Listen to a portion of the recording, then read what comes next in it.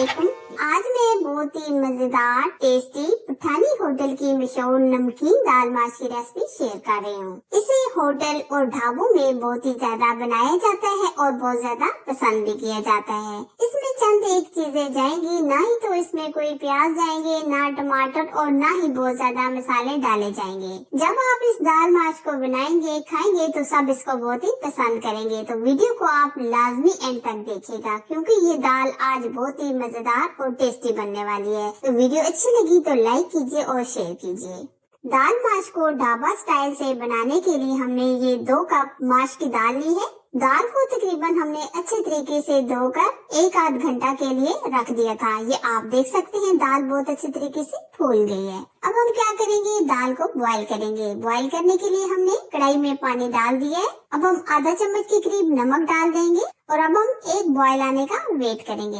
ये आप देख सकते हैं पानी को बॉईल आना शुरू हो गया। अब हमने जो दाल भिगो के रखी थी वो हम पानी के अंदर डाल देंगे और तकरीबन हम 10 मिनट दाल को बॉईल करेंगे। और आप यहाँ दाल को बहुत अच्छी तरीके से बॉईल कीजिएगा। ये आप देख सकते हैं दाल के ऊपर बहुत ही ज्यादा झाग आ गया है, इसको हम उतार लेंगे। ये आप लाजमी प्रोसेस कीजिएगा। अगर हम ये झाग नहीं उतारेंगे तो दाल टेस्टी नहीं बनेगी। तो ये आप लाजमी झाग को उतार लीजिएगा। दाल माश पठानी होटल की बहुत ही मशहूर नमकीन दाल है जिसे लोग दूर दूर से खाने के लिए आते हैं और सब इसको बहुत ही पसंद भी करते हैं। इस दाल में ना ही कोई महंगे महंगे मसाले डाले जाते हैं, ना ही कोई प्याज और टमाटर वगैरह डाले जाते हैं, लेकिन टेस्ट दाल का ऐसा होता है कि सब उंगलियां चाटते रह जाते हैं। लेकिन जब आप इस दाल को अपने घर में बनाएंगे और आपके फैमिली वाले को एंजॉय करके खाएंगे। ये देखिए दाल हमारी बहुत अच्छी तरीके से बॉईल हो गई है, आप देख सकते हैं, और पानी भी काफी हद तक ड्राई हो चुका है। अब हम छन्नी की मदद से दाल में जो थोड़ा बहुत पानी रह गया इसको हम निकाल लेंगे।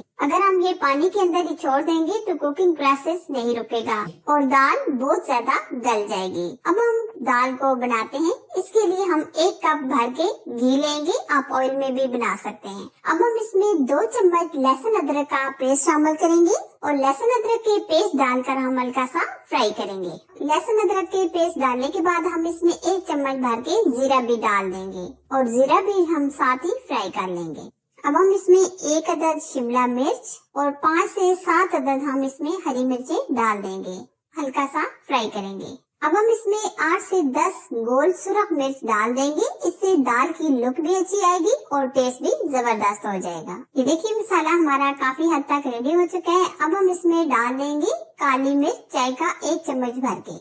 आधा टीस्पून हम नमक डालेंगे क्योंकि हमने नमक पहले भी डाल दिया था दाल को बॉईल करते वक्त। अब हम इसमें 1 चम्मच धनिया पाउडर भी डाल देंगे। बस हम इतने ही मसाले ऐड करेंगे, ना ही हम इसमें कोई सुरख लाल मिर्च का पाउडर ऐड करेंगे, ना ही इसमें हम हल्दी वगैरह डालेंगे। 2 तो हमने लेमन लिए थे जो हमने इस तरह स्लाइस में कट कर लिए हैं, वो भी हम ऐड कर देंगे। अब हम दाल जो हमने बॉईल की थी वो हम डाल देंगे और अच्छी तरीके से बुनाई करेंगे। अब यहाँ मेन चीज आ जाती है बुनाई। आप दाल की बहुत अच्छी तरीके से बुनाई कीजिएगा ताकि मसाले जो हमने डाले हैं दाल के अंदर रच बस जाएं। और अगर आप मजीद इसमें मसाले डालना चाहते हैं तो आप डाल सकते हैं। सब दालें बनाने में खाने में अच्छी ही होती हैं, लेकिन होटल वगैरह में जब भी हम जाते हैं दाल माश खाना पसंद करते हैं। दाल की आप देख सकते हैं हमने अच्छी खासी बुनाई कर ली है। तकरीबन हमने 7 से 8 मिनट दाल की बुनाई कर ली है क्योंकि ये दाल खड़ी खड़ी अच्छी लगती है। अगर आप बहुत ही ज्यादा दाल को गला लेंगे तो दाल का टेस्ट खत्म हो जाएगा। अब हम इसमें लास्ट में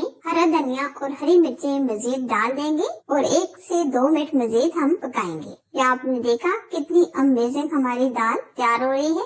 अब हम कटी हुई अदरक और लेमन डाल देंगे और फ्लेम हम ऑफ करेंगे और डिश आउट करेंगे।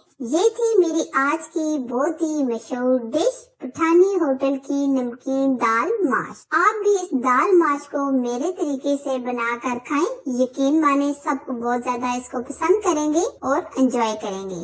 फाइनली अगर मेरी आज की रेसिपी आपको पसंद आए तो लाइक कीजिए, शेयर कीजिए। चैनल पर अगर आप फर्स्ट टाइम आए तो प्लीज चैनल को जरूर सब्सक्राइब कीजिए। साथ दिए गए बेल आइकन को प्रेस करके ऑल पर जरूर सिलेक्ट कीजिए ताकि मैं इसी तरह अच्छी और यूनिक रेसिपी आप लोगों के साथ शेयर करती रहूं। एक और मजेदार नई रेसिपी के साथ फिर मिलेंगे, तब तक अपना बहुत सारा ख्याल रखें। अल्लाह हाफिज।